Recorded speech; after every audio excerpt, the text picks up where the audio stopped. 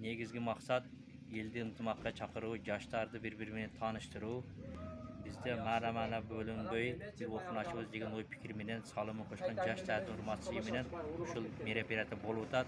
Намаздан кийин манерде элге кадыресе өч таркатылат, кадыресе тойдой болот, майрамдай болот. Жаш балдар, келиндер бардыгы кесин. Айта урматчы кадыр баркын көрүп кетет.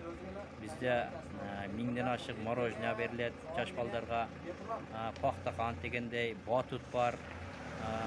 Аксакалдар кыргыз жигиттерге волейбол, 40 жаштан жокору жагыга футбол, волейбол, 40 жаштан пастарга да волейбол.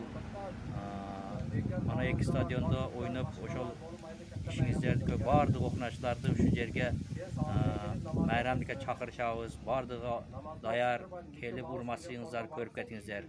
Анан спортивный мероприятияга кээ бир ой пикирлер айтылып атат экен. 40 жаштан жокорусуга футболго дагы, волейболго дагы 12.500дөн коюлат. 40 жаштан пасыга 18 жашка чейин.